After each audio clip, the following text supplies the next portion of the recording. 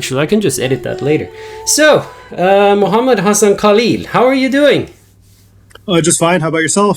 I'm doing really well. So, actually, before we begin, I just want to ask. You see, like I'm from Norway, right? And when you're from a small country like Norway, you tend to develop what I call like small nation syndrome, where you basically you get really interested in whatever people have heard about your country, and so I'm just curious, like, have you ever been to Norway before?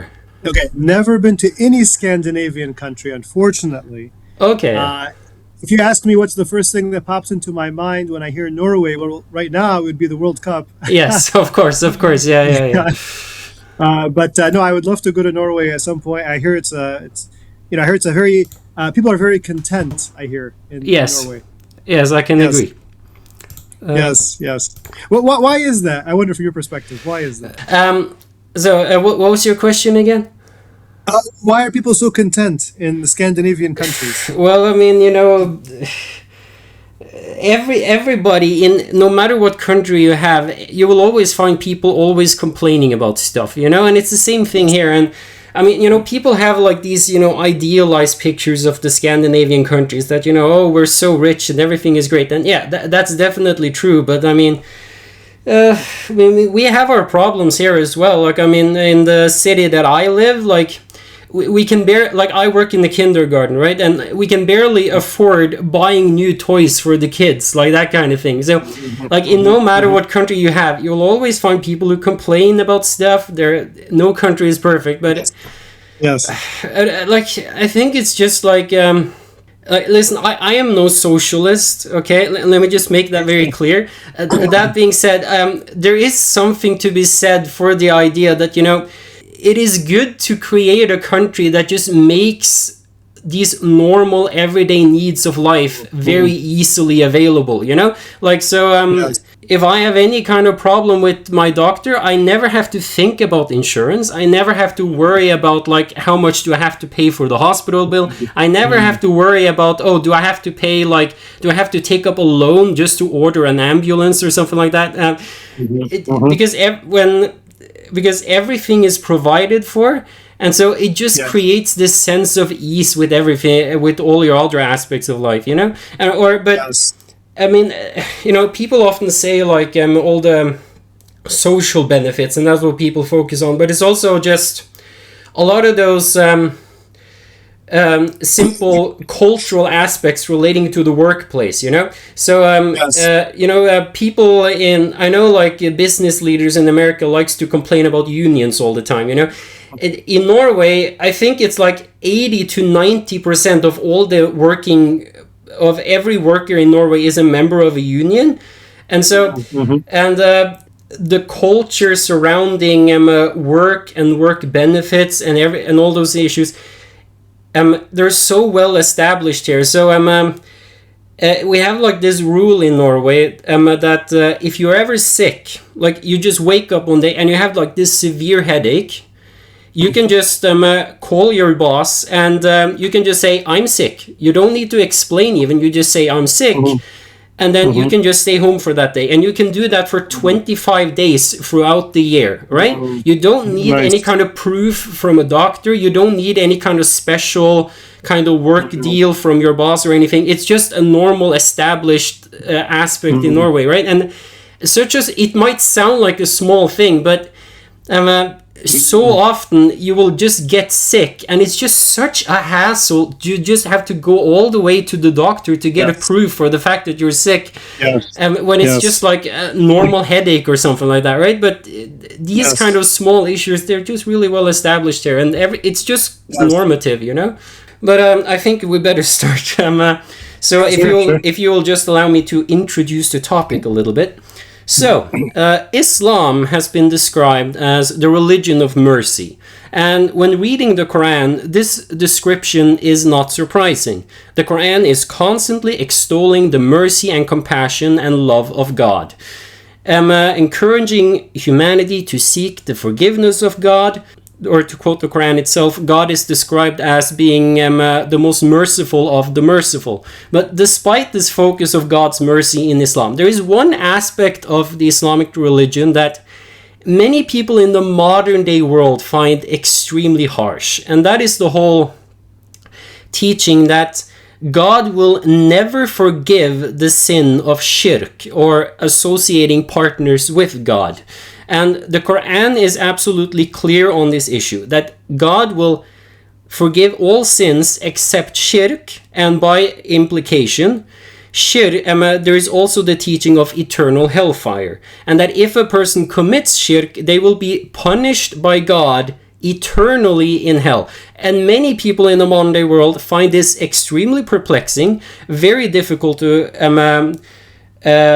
understand. And so, like a lot of people, when they view Islam, they just kind of imagine it as this kind of harsh religion, which just says like, oh, this small minority, like it's not really a small minority, but this minority of Muslims, they're the only people who will receive salvation, and everyone else, no matter how good they are, will just be punished for eternity in hellfire. However, this image people often have constructed about Islam is very oversimplified, and people criticizing Islam over this issue, well, they are constantly ignoring some of the very clear exceptions and nuances to this rule. So, for example, what, according to traditional Muslim scholars, happens if a person dies as a non-Muslim without having heard the message, or did not have access to it, or only had access to it in a corrupt way? What if you only heard it from a terrible individual who corrupted your understanding of the religion? What if you had a corrupted paradigm? Will God excuse people who were never motivated to look into the religion due to faulty understanding? Well, in today's episode, my esteemed guest, you, Mohammed Hassan Khalil, will attempt to answer some of these questions. In fact, he actually wrote a book on the very topic, on this very topic, and that is Islam and the Fate of Others, the Salvation Question, released by Oxford University Press. At the start of your book, you start the book with a question, like, what does Islam say about the fate of non-Muslims?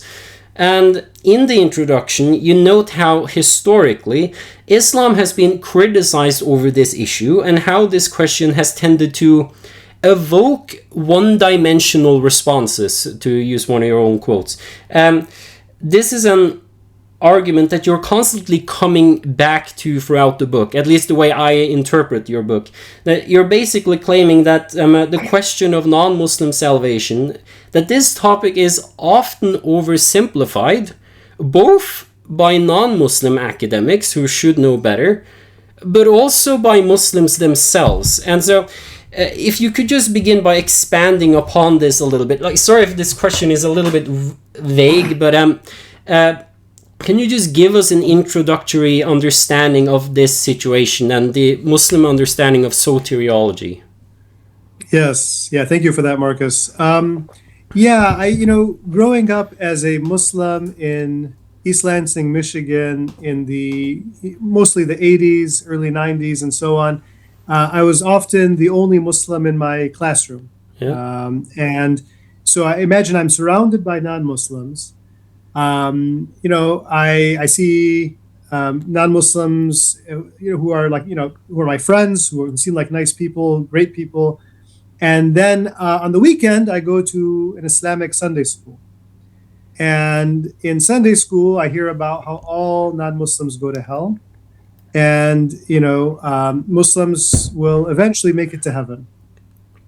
And, this kind of raises questions now. Of course, at the end of the day, a Muslim is one who submits to God, right? But still, something doesn't seem to sit right with this. And so one begins to kind of think through this and grapple. And it was always something that was on my mind. Now, when I got to graduate school and when I actually entered the field of Islamic studies, I wanted to select a topic that I thought would be interesting personally. I personally would find it interesting. And this was the topic that was most compelling to me, most interesting. And what got me sort of thinking about this from an academic perspective was reading a translation of a work by a very famous Muslim scholar named Abu Hamid al-Ghazali. Al-Ghazali, maybe the most famous Muslim scholar actually of all time, who dies in the year 1111 of the Common Era. My advisor at the University of Michigan, Professor Sherman Jackson, had translated a work by al-Ghazali called Faisal al-Tafriqa, the Decisive Criterion. And this was a work that was showing, it was basically arguing for a more kind of inclusive vision of Islam. Al-Ghazali was responding to another Ash'ari scholar. So he belonged to the Ash'ari school of thought within Sunni Islam. And he's responding to another Ash'ari scholar. And these schools of thought, these are theological schools of thought. So Al-Ghazali responding to the Ash'ari scholar who was promoting a kind of exclusivist understanding. The idea that not just Muslims, but actually a very specific group of Muslims gets to go to heaven, who follow a certain certain way of thinking and so on. And Al-Ghazali wants to argue that no, God is a God of mercy, and we should imagine an expansive heaven. And for Al-Ghazali, the norm is actually that people would end up in heaven. That most people would end up in heaven, and that for somebody to end up in hell, everlasting hell, that would be the exception. That would be unusual. And to get to this conclusion, he talks about God's mercy and how God is so merciful, he says, that even non-Muslims could enter heaven. And he talks about the categories of non-Muslims. Now, when I encountered this, I was shocked. I was not used to. I mean, the idea that Al-Ghazali is speaking about non-Muslims going to heaven, that to me, I was shocked by this. I was not ready for that. Mm-hmm.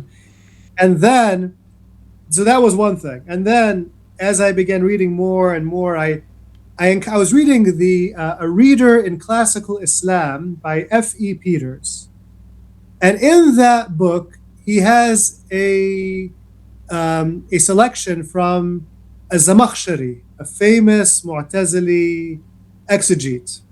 Again, somebody who belongs to a school of thought called the Mu'tazili school of thought, a theological school of thought.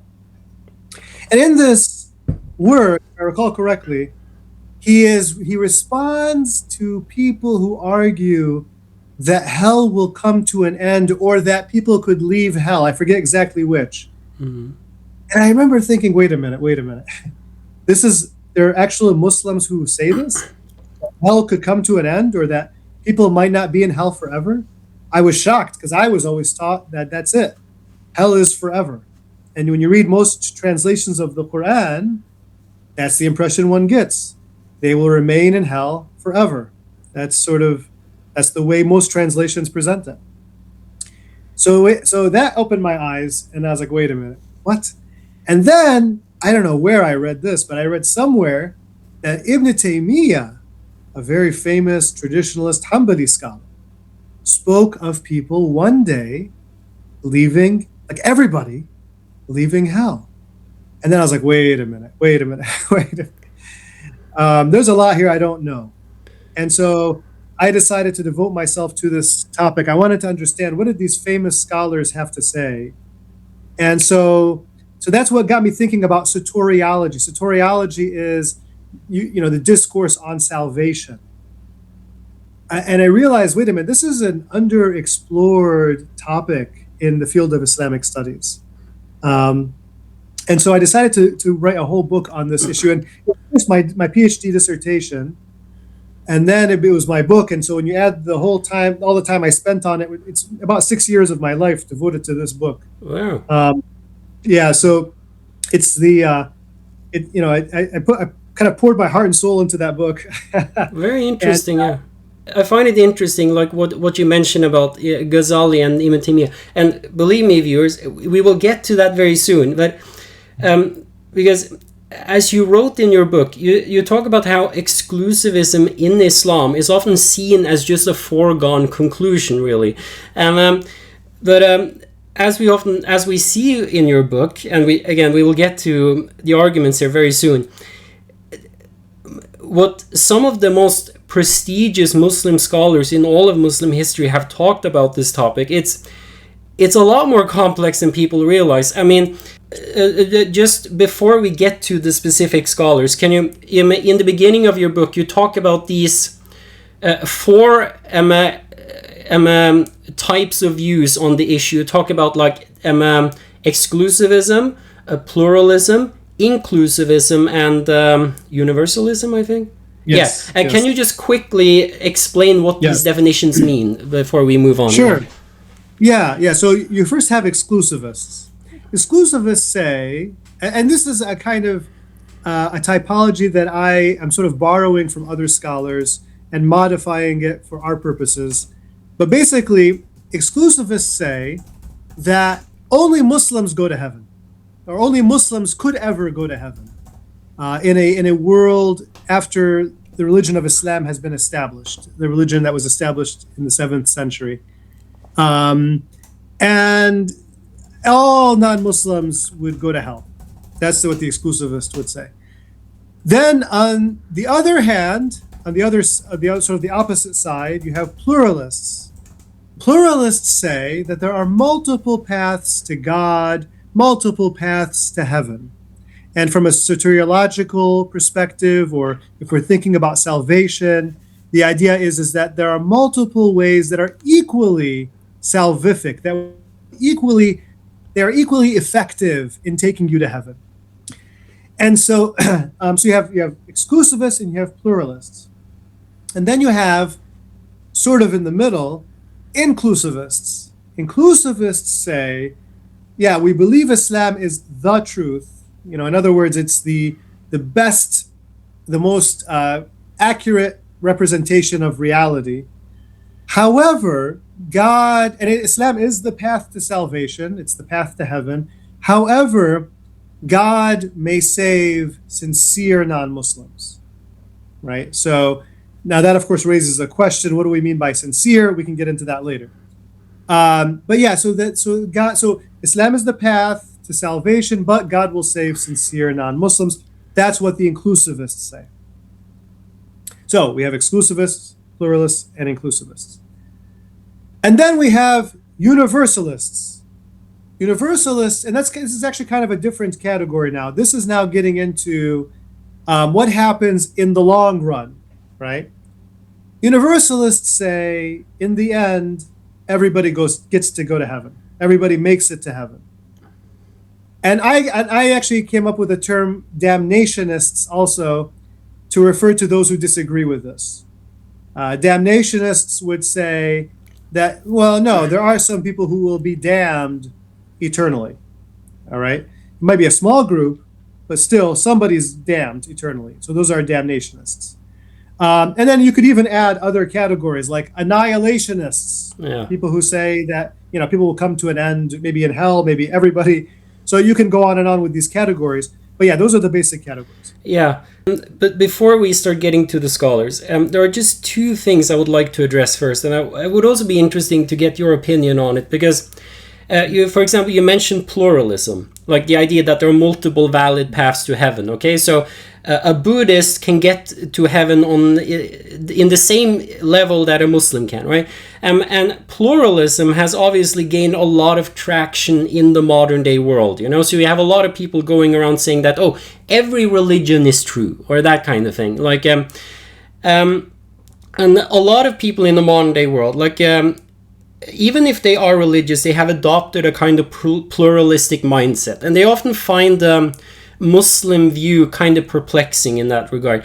And I think I would just like to clarify something to people, because some might like listen to our conversation here and just say like, oh, but why can't Muslims just adapt a pluralist mindset, right?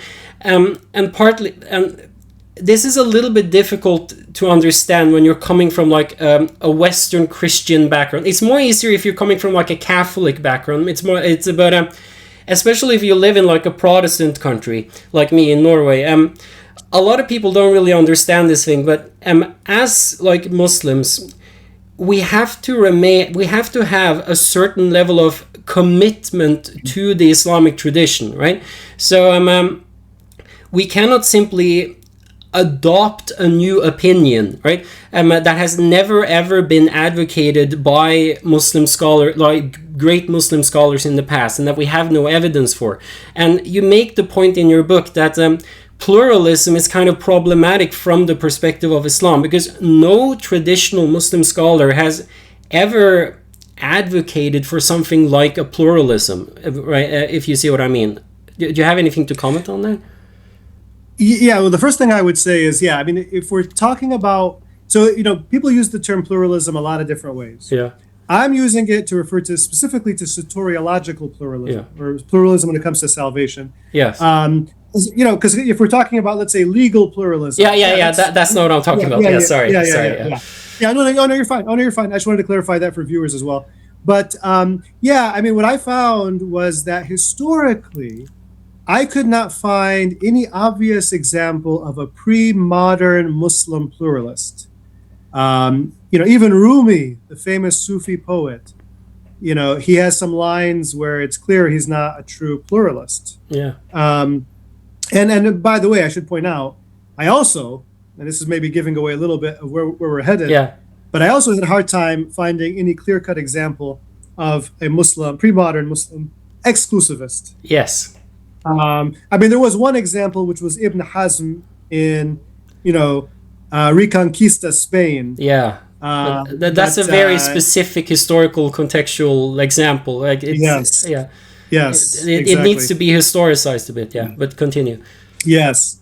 Yeah. But then other than that, I really couldn't find any obvious example, because even when people would say you need to have Islam or follow the Prophet, peace be, Muhammad, peace be upon him, and so on, to get to heaven, they would always, almost always have, you might find it somewhere else, but you find the qualification, as if they have received the message. That was always the assumed qualification, and that's why I argue that inclusivism was historically the dominant orientation. Yes. To go back to your question, and it's like, ultimately, Muslims want, they can't just believe something because it's convenient, right? They need to have evidence for it. Yeah. And I don't want to overgeneralize here, but that's, I think, the way many Muslims think about this. They need something to hold on to as evidence to justify a belief. And so I think that's why there's a reluctance to accept a totally pluralistic view, because you're like, you have passages in the Quran where you have, explicit rejection of, let's say, the divinity of Jesus, as an example. At least the way the vast majority of people read the Quran. And so how do you reconcile that then with the idea of Jesus being divine? Or let's say, a Hindu or Buddhist model or way of thinking that, again, has elements that would be considered problematic in an Islamic context. Yeah, and I mean, it's also like you can every now and then you can find people who identify with Islam. I will not mention any names here, and they will often advocate for either for this kind of soteriological pluralism, and say that everyone will go to heaven according to Islam. But another thing that non-Muslims need to understand is that we Muslims, we have this very strict understanding of academic authority, right? In order to have the authority to make any kind of educated opinion about Islam, or make a valid opinion about Islamic theology, you need to have the proper religious qualifications to do that. And again, I will not mention names, but many of these people who make these kinds of arguments in the modern day world, they really don't have that kind of qualification. They're not bona fide Muslim scholars being educated in a madrasa, right? Again, I'm not going to say anything against these people. That's not my point. My point is just to make people understand that, as you said, we Muslims, we cannot simply adopt pluralism just because it's convenient, just because we're uncomfortable about the idea of an eternal hellfire, right? So we need to have very strong historical evidences for something like that, right? but that was my first thing I would like to address. There's just a second thing I would just like to address quickly, and let me just make it clear, in case I have some Christian viewers, that I do not mean any kind of offense against Christianity. For crying out loud, my father is a priest. Okay, I have no problem respecting Christianity. Like I recently read a book by Erasmus. I have a lot of respect for the Christian scholarly tradition, but it's just. I say this because you can often find a lot of people in the West, okay? And these people, they often identify very strongly with what they call Western civilization, right? So they have this kind of nationalistic pride towards Western civilization. And these people, they will often criticize Islam for the whole theology surrounding the eternality of hellfire. And these people will often, by identifying with Western civilization, they will also identify very strongly with Christianity. And I find it very ironic whenever I see these kind of anti-Muslim polemicists who identify with Christianity criticize Islam over the issue of eternal hellfire. Portraying Islam as this kind of harsh, unmerciful religion due to eternal hellfire. Because I'm sorry, I'm going to be a bit blunt here, but historically, Christianity has been a lot more harsher on the issue of eternal punishment. And that's just a fact. Even according to traditional Christian scholars, they even extended the idea of an eternal hell punishment to people who never even received the Christian message, and even newborns who haven't even reached adulthood yet, because in Christianity, because of the whole teaching of original sin, you cannot be forgiven by God unless you have received baptism. This is the entire point why infant baptism even exists in Christianity. Because you have to baptize a child before, what if he dies, this. And just to give one historical example, so there is a saint in Christianity called Saint Willibrord. It's a bit difficult to pronounce his name because he's an Anglo-Saxon mixed missionary from England.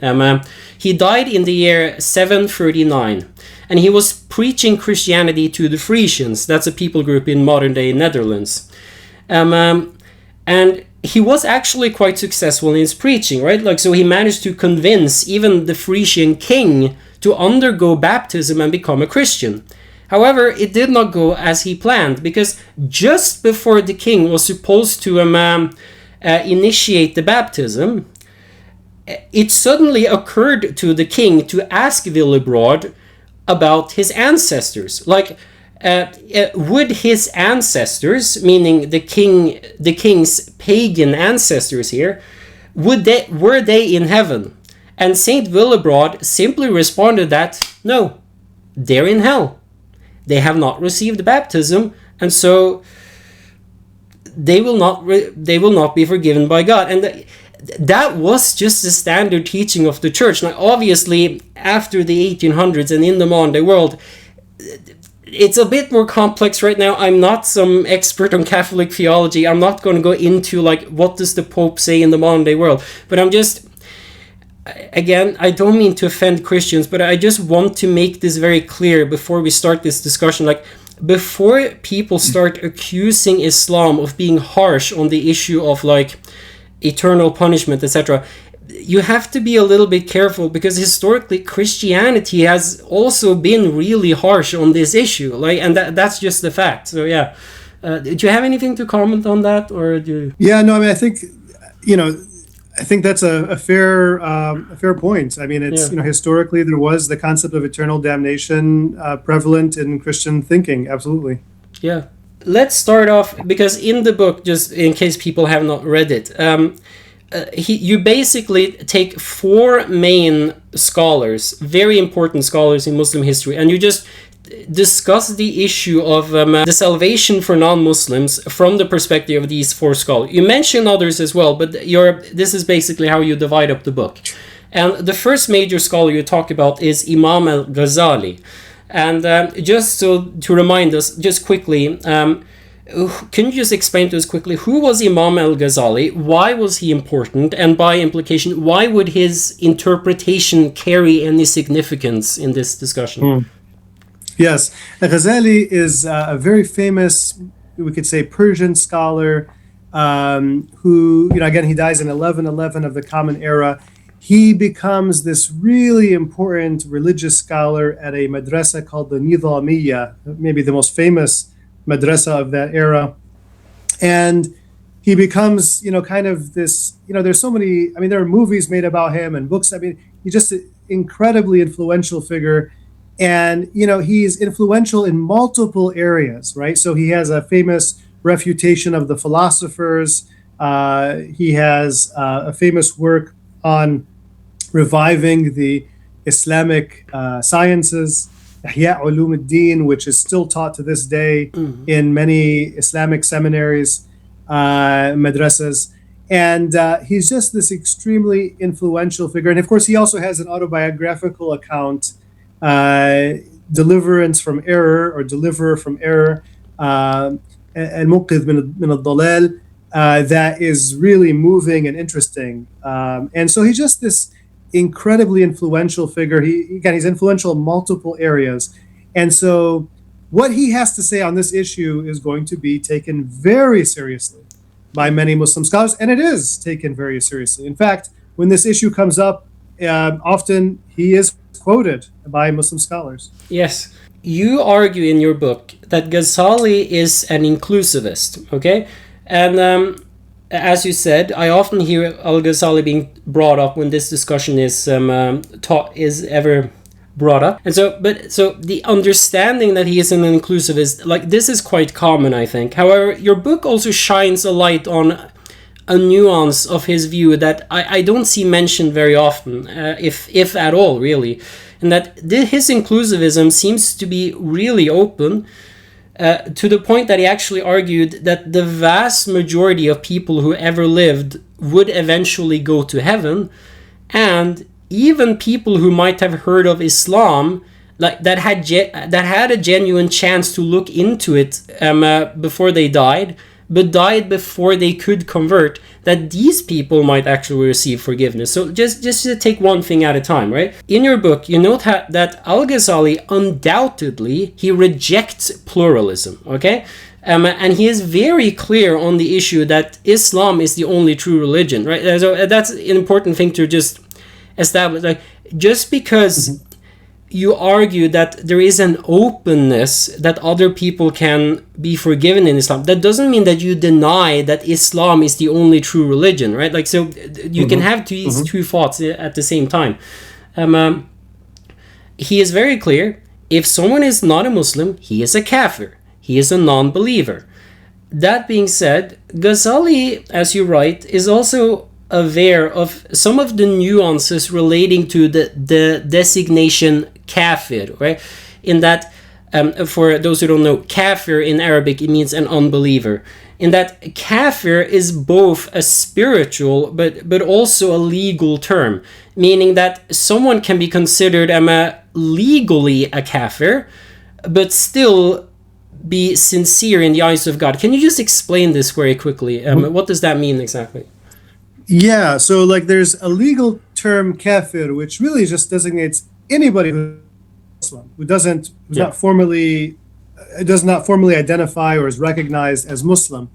But there's also the Quranic kafir. The Quranic kafir, or the theological kafir, is somebody who is an actual unbeliever, who is, rejecting or concealing the truth or ignoring the truth. And so this is something condemnable, right? To reject the truth. This is bad.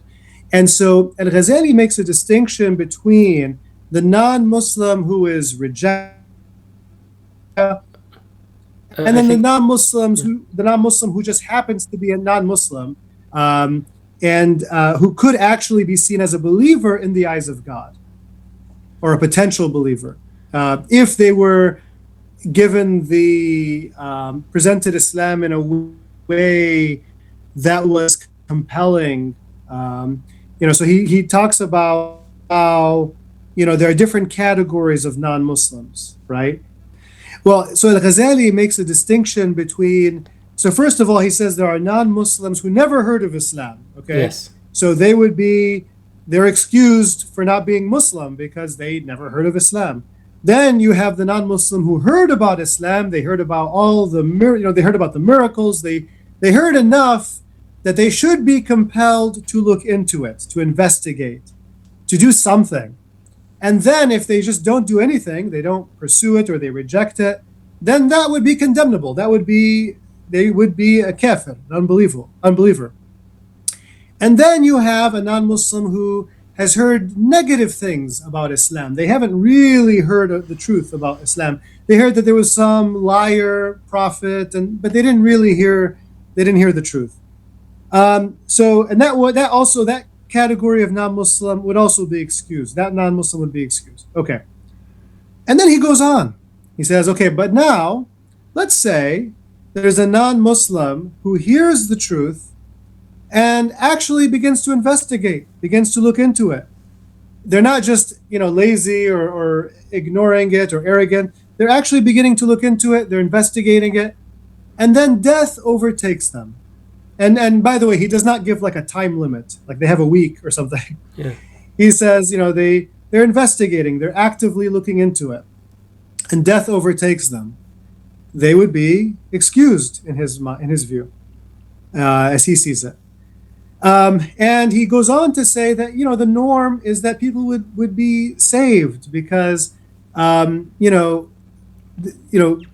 mercy overwhelms God's wrath, and so he says, look, there are so many Byzantine Christians or Roman Christians or we'll say Roman or Byzantine Christians who would be saved, who have not met the criterion for damnation, and also many Turkic, individuals who would qualify.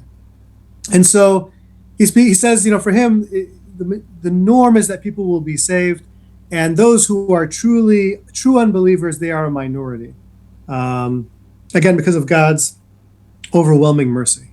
Yeah, I find that that he views it as I said, like the vast majority of people will actually go to heaven. Like this just goes completely against the kind of normative assumptions people have about Islam. That you have the one who is, people can disagree about this, but arguably the most significant Muslim scholar in history, and he actually had this extremely optimistic view, and it's so strange to me, like that you can have this fact, and yet people often just seem to view Islam that the eternality of hellfire, and that so many people go to hellfire. This is just seen as such a normative view amongst people. I just find that so interesting.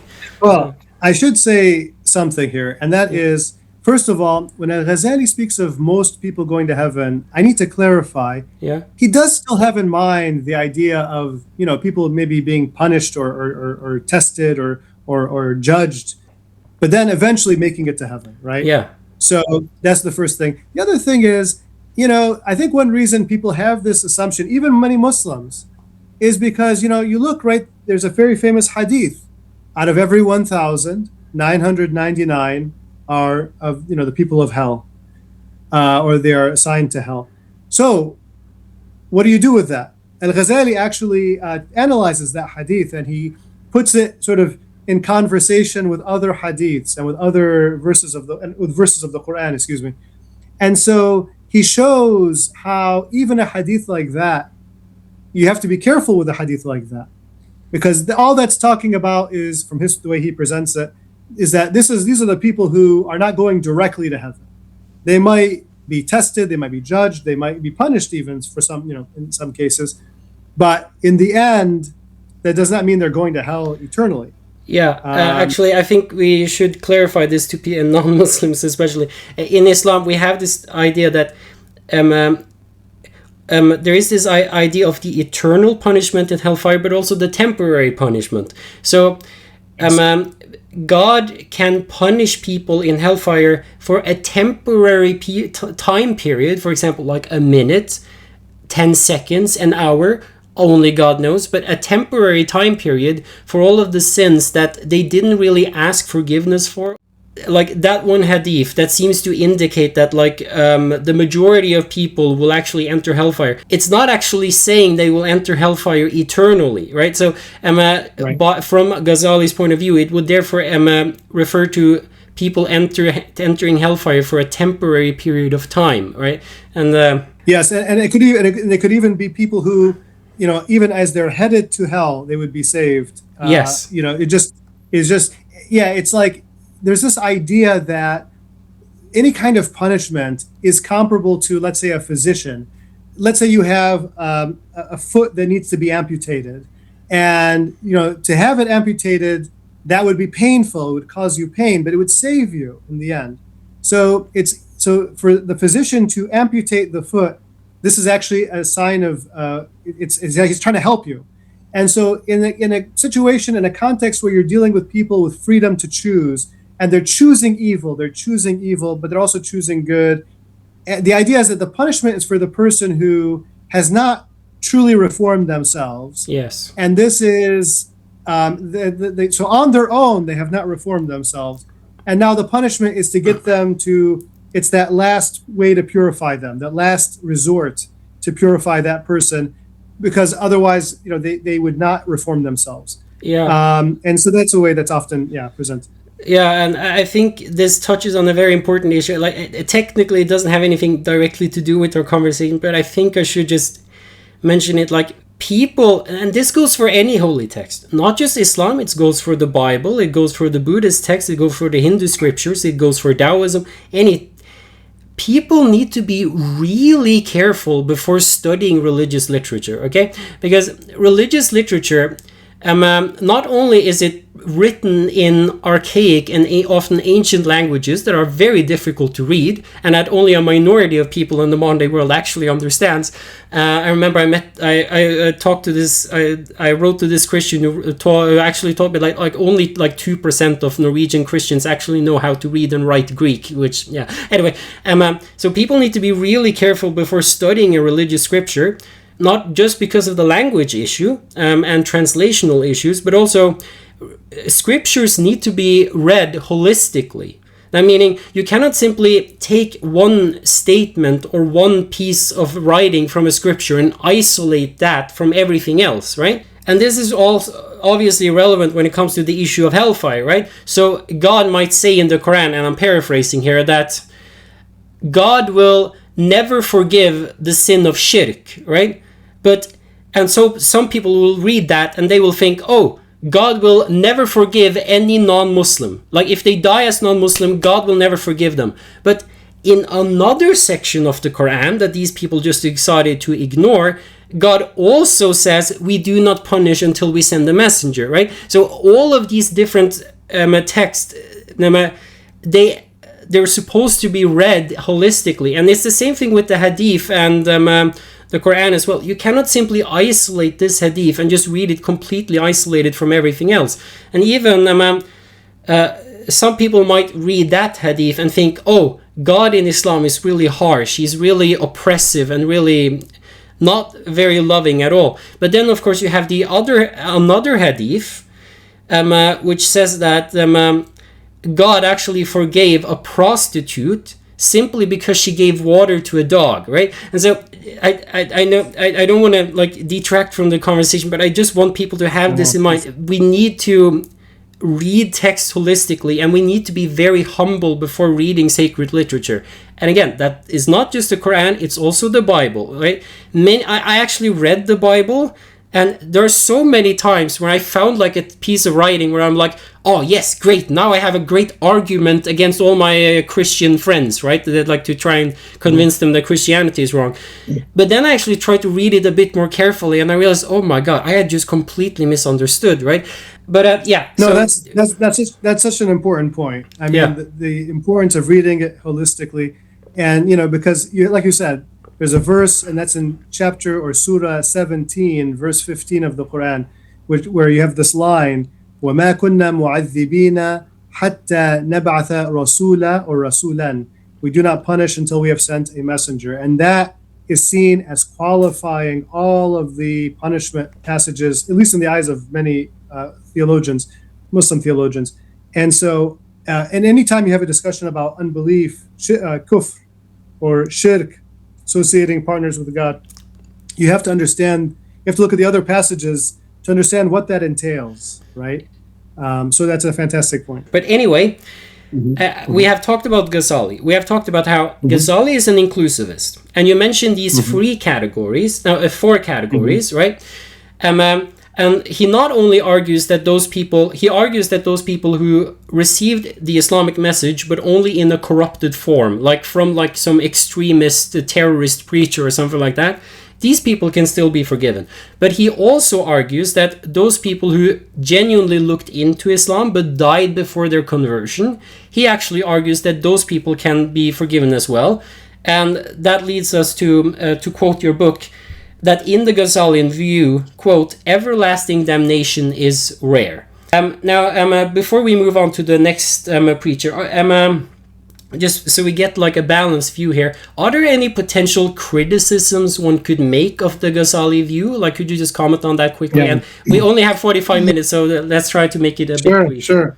Well, I'll say one criticism is that I've seen is people will say, wait a minute, are you saying that once I hear about Islam, I am now responsible, but if I don't hear about Islam, I am excused? Well, in that case, does that mean it's better not to hear about Islam? Yeah. Because then you'll just be excused. That's one criticism. And, you know, there are people who advocate for Al-Ghazali's view, who elaborate and expand on it, and who will say things like, well, if you didn't hear about it, you would be judged for other reasons. Al-Ghazali doesn't get into any of that. So that is a criticism that's presented, that people will say, well, does that mean it's just better not to hear about Islam? But again, people who defend his view often will sort of elaborate and clarify his position. But he himself, as far as I know, never responded to this point. But it is. I hear this all the time as well. But it seems like when you look at it from on the surface level, it seems like a kind of obvious problem with his argument. But sorry if I'm just letting my emotions show here. I just cannot imagine someone as intellectual as Ghazali not being aware of that issue, right? Just out of curiosity, how could one respond to that argument? And is there a chance that Ghazali himself disagreed with that argument and would have responded to it, but he never got around to writing that, or the writing doesn't survive, etc.? Like, so, you know, it's been a while since I've studied Ghazali carefully, so I have to be careful here myself. Yeah. But from what I can recall, there are two possibilities here. The first is that Al-Ghazali could have believed or taught or thought that such an individual would be tested some other way, right? So, for example, there's a notion that if you didn't receive a messenger in this life, maybe you would be tested on the day of judgment, right? So that's a possibility. Or that they would be judged for other purposes or in other ways, based on what access to the truth they had, or whatever, you know. So if let's say they had access to the gospel of, you know, the gospels or whatever, maybe they'd be judged according to what they had access to. So, but again, I have to be careful here because it's been some time since I've studied Al-Ghazali carefully. That being said, there's one counter argument to Ghazali that I have heard that I just want to respond to, because I just think this is a bad argument, okay? So I heard one person claim, I'm not saying this person was not a scholar, okay, but he was like a Muslim, and he argued that this Ghazalian argument was a bit faulty because, quote, people must do their own research. Sorry, it's not a direct quote, but he basically argued that people must do their own research, right? Perhaps I'm being a bit emotional here, but in my personal opinion, I think this argument is just historically negligent, okay?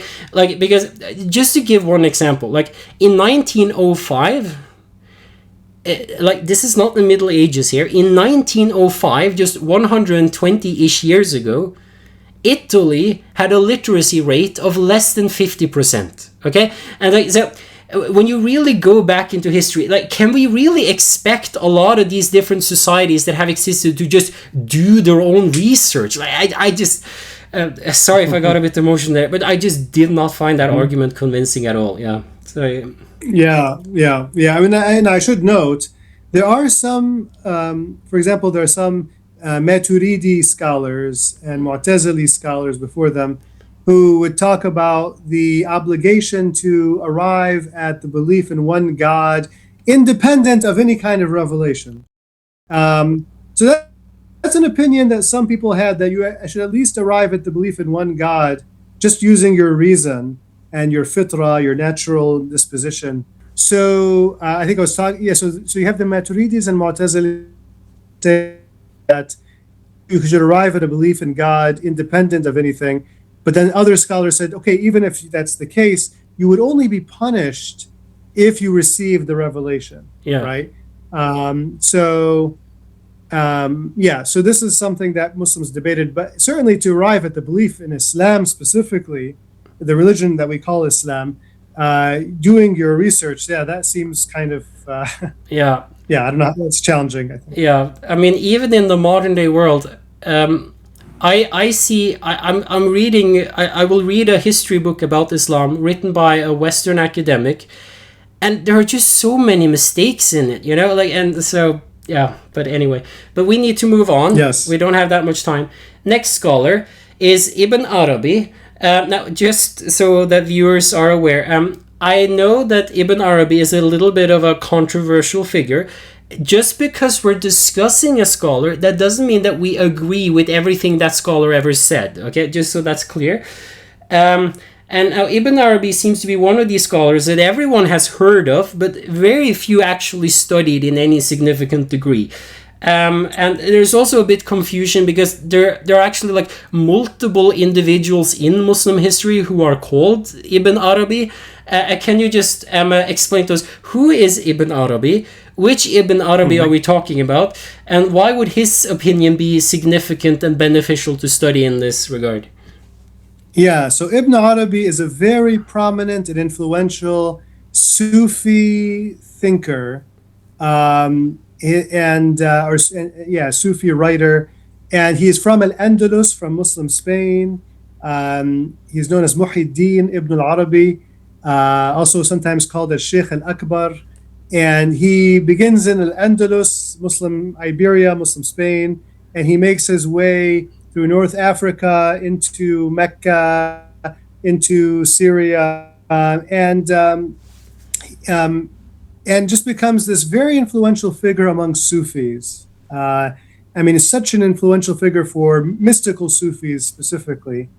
And he, I have to say, his writings are challenging to interpret because it's esoteric, right? The writings are esoteric. And so you have to be careful when you're trying to explain it, because maybe it's not meant to be explained in a kind of systematic way. But in any case, what I found is that, he does present this issue of the salvation of non-Muslims, or how non-Muslims are judged, in a way that I could sort of explain and understand and explain, I should say. And, he goes back to this verse that we mentioned earlier. We do not punish until we have sent a messenger. Surah 17, verse 15. That's the middle part of the verse. And he says that, look, notice, the Quran here did not say we do not punish until we've sent someone. It said until we have sent a messenger. And so that for him is significant. That means that you have to see that this person is a messenger before you could be judged for rejecting that person. And I think that was a very interesting argument. But what that entails is the idea that if somebody does not see the Prophet Muhammad as a prophet or as a messenger, they would be excused for not following the Prophet. They're really just there. So you're only responsible for individuals you see as messengers and their messages, their respective messages. And so really when he talks about the afterlife, he's imagining many, many, many non-Muslims in heaven. Not just Muslims, many non-Muslims, and so that's an interesting argument. And ultimately, he spends a lot of time justifying this by discussing the concept of mercy. When he talks about people going to heaven and so on, again, the concept of mercy or rahmah comes up again and again. Yeah, and I mean, you describe Ibn Arabi as an inclusivist, similarly to Ghazali. Yes. Now you note at the beginning of your chapter that Ibn Arabi is often portrayed, at least in Western academia, as sometimes as being a pluralist. Okay, so in other words, some people depict him as holding the view that like every religious path is valid and ultimately salvational. I'll admit, I used to think that that was his genuine opinion at some point in my life, so I've been exposed to this idea as well. But you actually claim that this is misunderstood and that he was not a pluralist at all. Can you just elaborate on that quickly? Yeah, I mean, so I think part of the reason for the confusion is some of the people who use Ibn Arabi's works, they themselves might have that view, right? They themselves might be pluralists. Ibn Arabi, he has statements about how, like everything comes from God. Everyone returns to God. And so, these kinds of statements, and because he speaks of non-Muslims going to heaven, and so, I think that is what contributes to some of that misunderstanding. And I had the same misunderstanding that you did prior to doing this research. But what I found is, no, he's still, insisting that Islam is the sort of superior path, and that once one recognizes the Prophet Mohammed as a prophet, as a messenger, they are expected now to follow his path specifically. And so that's a point that he makes clear, and once I understood that, then I realized, okay, he technically is actually an inclusivist. Yeah. He might be a liberal inclusivist, right? Whereas, so many non-Muslims could end up in heaven, but still he is an inclusivist rather than a pluralist, because he's seeing the path of the Prophet as to the other. Yeah, so he believes that their paths are superior to other religions. Yeah. Now, I don't think we have time to dwell. He does have this. You talk about his view on the issue of like hellfire, and it's a little bit of a big topic, and I don't think we should get into that now. So I think people should read the book if they're interested in knowing that more. But just very quickly, before we move on to Ibn Taymiyyah, what are some of his evidences? Like you mentioned mercy. So he seems to emphasize God's mercy a lot. Like, can you expand upon that? And also, he talks about this issue of that the Quran explicitly talks about like bayina. Like, so there has to be clear evidences before people accept it. Before people accept Islam. Can you just elaborate on that quickly before we move on? Yeah. I mean, for him, it has to be clear that the Prophet is a messenger. Prophet Muhammad is a messenger. Now, the issue of mercy, I mean, there's so much already in the Quran and in the Hadith corpus on mercy. You have a famous Hadith that says that, God's mercy overwhelms or overtakes God's wrath. Okay, so that means mercy is supreme in the end. Mercy is dominates in the end. So, I think it's time that we move on to another controversial figure, and that is Ibn Taymiyyah. You mentioned him earlier.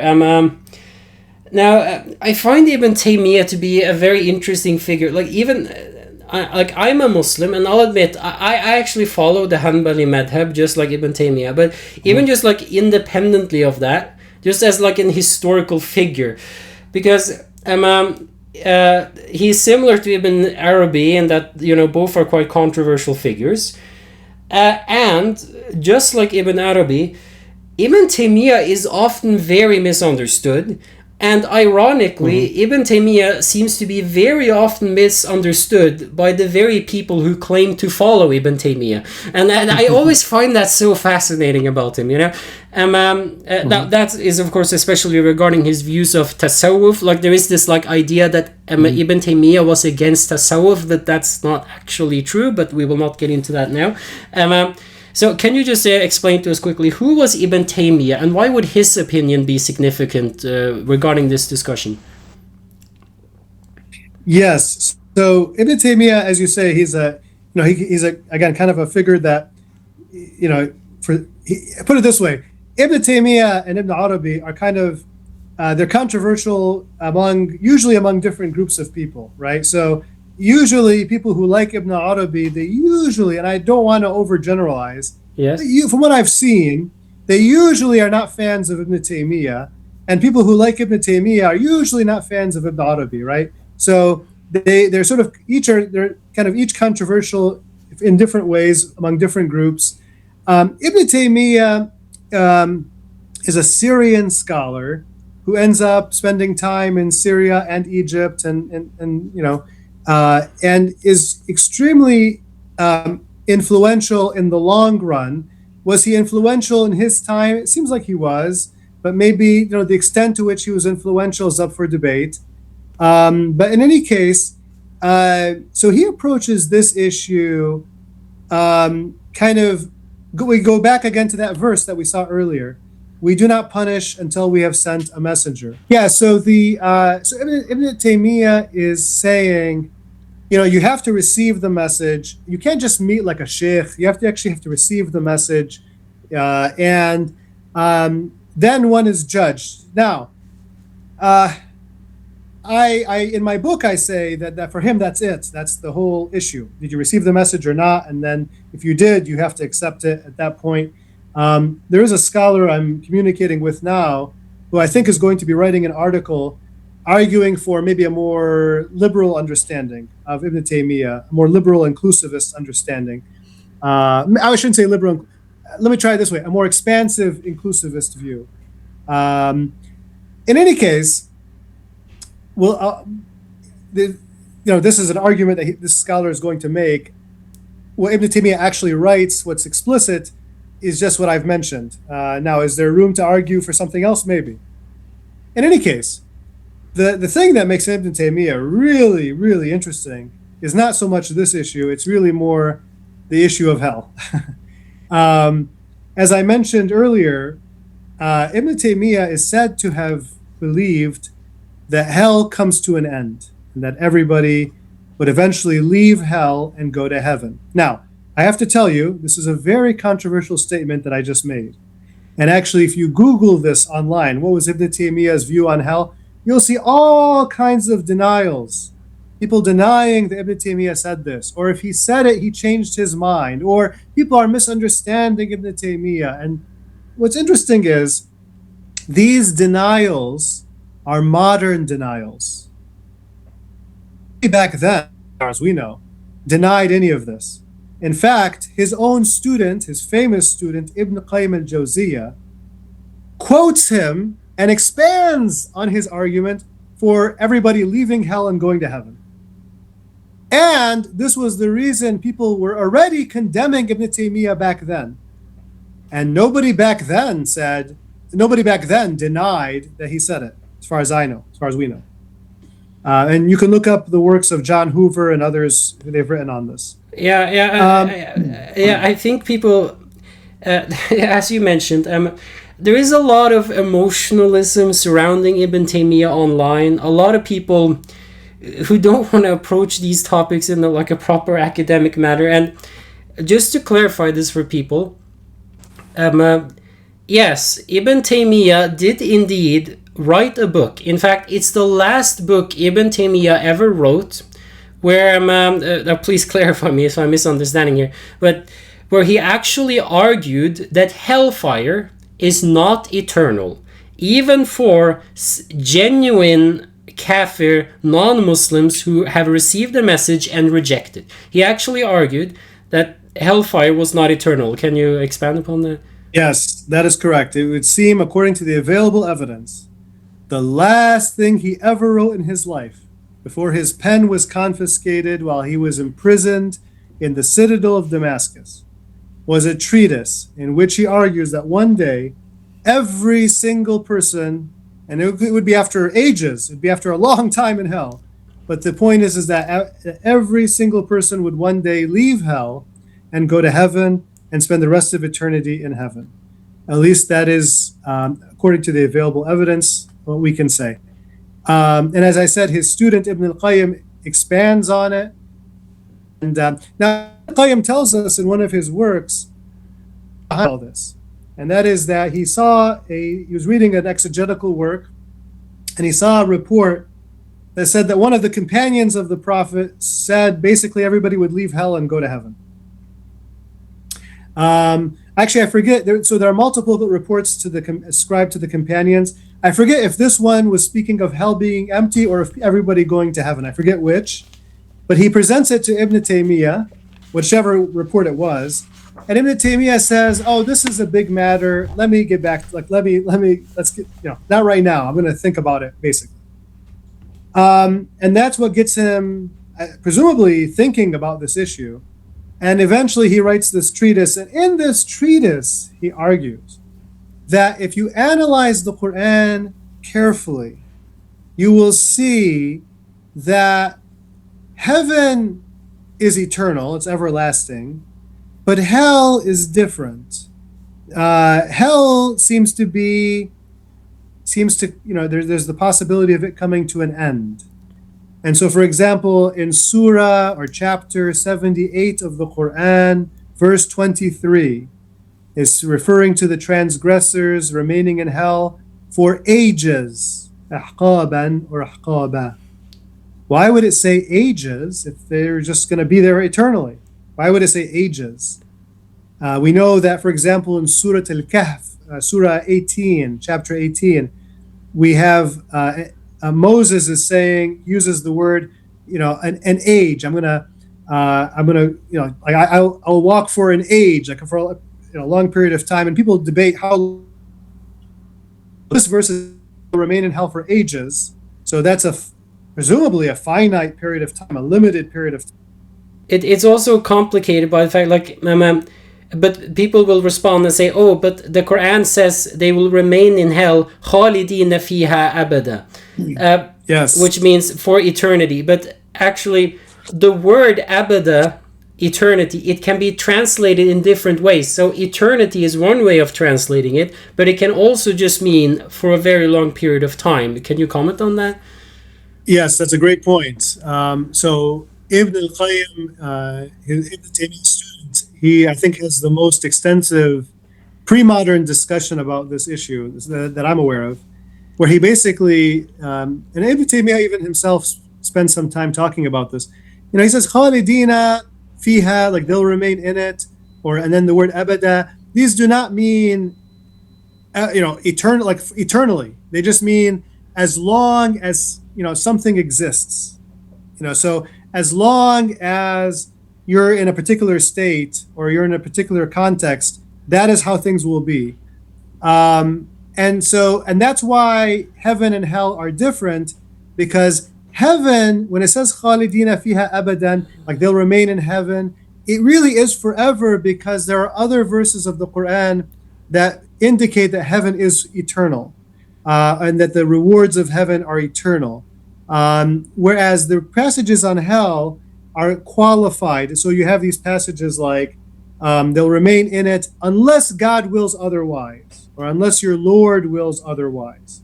Now, I should note, there is one passage, Surah 11, verses 106 to 108. In this passage, it says that people will remain in heaven unless God wills otherwise, but then it adds an unbroken gift, an unceasing gift. And then for hell, it says the same thing. They'll remain in hell unless God wills otherwise. But then it adds something different. Or maybe I forget. Actually, in this one, I think it says unless your Lord wills otherwise. But then it adds something different. It says your Lord does whatever He wills. So this is also used by Ibn Taymiyyah as evidence for making the distinction between heaven and hell.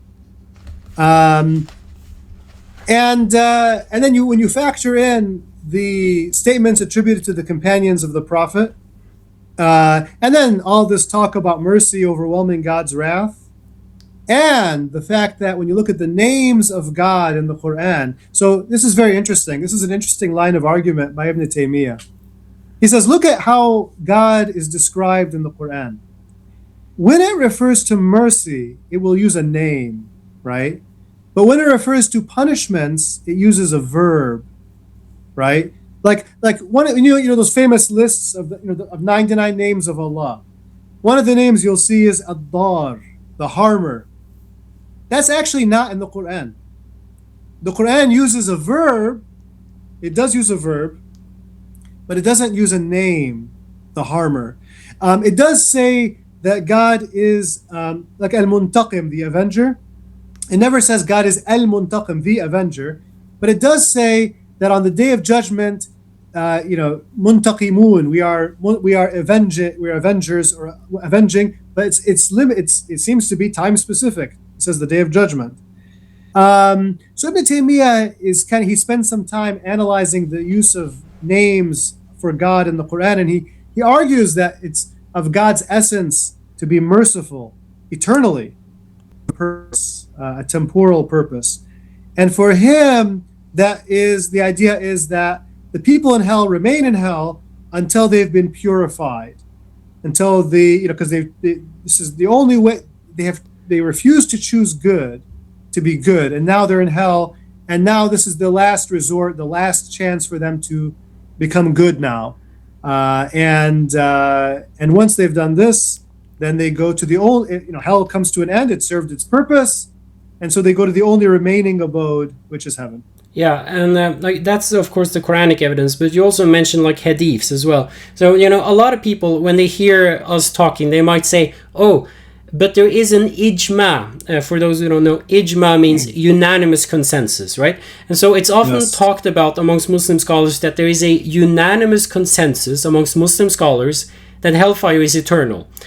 But Ibn Taymiyyah actually denies that there is a unanimous consensus, and as far as I know, this is something he was known for. Again, misunderstandings about Ibn Taymiyyah. He was quite skeptical of ijma, not in the sense that he did not believe in ijma, but in the sense that he was skeptical about our ability to prove ijma or something like that, right? And so he actually argues that there is not an ijma amongst Muslim scholars that hellfire is eternal, basing it on a hadith attributed to the companion Umar ibn al-Khattab, where he actually says that where he actually genuinely seems to say that at some point all the people of the fire will eventually leave the fire, even if it's a very long period of time. Can you expand upon those things very quickly? Yes, exactly. I mean, this is why it's so controversial. One reason it's so controversial is that it is seen as violating the consensus, the ijma'. But Ibn Taymiyyah is his argument is, well, wait a minute. The companions are saying hell is coming to an end. So how can you say there's a consensus? There may have been a kind of later consensus among a group of scholars, but that doesn't mean it's accurate. He's more interested in the early consensus, the consensus of the Salaf, the pious ancestors. And so, but yeah, this is very, I cannot stress enough how controversial this is. Yeah. So Taqiyuddin as-Subki, he writes a refutation of this argument, and it's kind of so shocked by the argument. And he says, are you saying Pharaoh is going to heaven? Are you saying that all these evil people are going to heaven? Not even non-Muslims say that. He's just so shocked by this. And that's, I think, one reason why today this remains a hot button issue, and a reason why a lot of people will, many people who are fans of Ibn Taymiyyah might deny it because they want to present him as not controversial, but actually this is the view he held. Now, he would not see it as problematic because he's seeing it as being in line with the view of the companions. Yeah. So he's not going to see it as controversial. But in any case, that is his argument. Yeah, and I think touch on like a really important issue. I remember like Yasir Qadi, like he once mentioned that like people have constructed an image of Ibn Taymiyyah that he himself could not even live up to. Like, you know, when you actually study Ibn Taymiyyah, you'll be surprised a lot when it comes to his opinions. Like, he will often disagree. Like, I need to be a bit careful with my words, but he will disagree with the majority opinion amongst the Salaf generation. Like, just I think a perfect example is, of course, which son did Abraham, peace be upon him, sacrifice, right? So, for those who don't know, most people are aware of the story of Abraham, peace be upon him, sacrificing his son Isaac in the Bible, peace be upon him. But for those who don't know, in the Quran, it's never actually explicitly mentioned which son it is. So there are two major opinions in Islamic history. One opinion says that it was Isaac, peace be upon him, and another opinion says that it was actually Ishmael. The majority opinion before Ibn Taymiyyah was born was that it was Isaac, that was the son. After Ibn Taymiyyah, that started to change. So now people look upon you as strange and as having like a deviant opinion if you believe that it was actually Isaac who was sacrificed, because now the majority opinion is more like that Ishmael was the one that was sacrificed. So he would actually hold opinions that some people might seem controversial. This is not something he was unknown for. And just to touch on, I don't want to hold you up for too long, and we only have like 10 minutes left, but we were supposed to talk about Rashid Rida as well, but we just don't have time, so people can read the book if they're interested. It's a very interesting chapter, so please do it. I just want to respond to this whole argument that Ibn Taymiyyah never wrote this book, because there are a lot of people who say that this book, where Ibn Taymiyyah denies the eternality of hellfire, he never wrote it, right? And as you talk about it, Yasir Qadi has talked about it, the editor who re-released the book in Saudi Arabia in 1995, he argued against this as well. It is really problematic to claim that Ibn Taymiyyah never wrote this book, okay? Because people in his own contemporary times admitted that he wrote this book, criticized him for his argument. You mentioned Ibn al-Qayyim, you mentioned al-Subki, and so it's very historically problematic to claim that he never wrote that book, if you have anything to say on that. Exactly. I mean, when you have people condemning Ibn Taymiyyah and then people supporting Ibn Taymiyyah, and they're all quoting the same idea, and nobody that we're aware of is denying it. I mean, I think the burden is on you to deny it. Yeah. and so, and you know, and you have some modern folks who will, I mean, there's some creative arguments, interesting arguments. I mean, one argument is, okay, that was his opinion, and then he changed his mind. Okay. And that's, I think, probably the best argument one could make, is that he made an argument, and then he changed his mind. But the problem with that argument is that, according to the available evidence, this was the last thing he wrote. Yeah. Because we have his students saying that, you know, he wrote this treatise fi majlisihi al-akhir, or something like this, you know, his last sitting or what have you, or his last, you know, and John Hoover, I would recommend people look at the writings of John Hoover on this, and I talk about this in the book as well. I mean, the evidence is overwhelming, and actually, again, for Ibn al-Qayyim to write about this after Ibn Taymiyyah's death and to expand on it, and actually to say in one work, you know, like, hey, if God shines light on you, you'll see this is the truth. I mean, this is strong language. Now, the only thing about Ibn al-Qayyim that adds a twist to all of this, and this is the big twist, is Ibn al-Qayyim, his last writings, they present a little twist, because he, in one, I forget now the details, but basically he seems to, in passing, say, he speaks of hell seemingly lasting forever, kind of in passing, in one of his later writings, his last writings, or in his last writings. What I argue is that we shouldn't read too much into this, because it's an in-passing statement.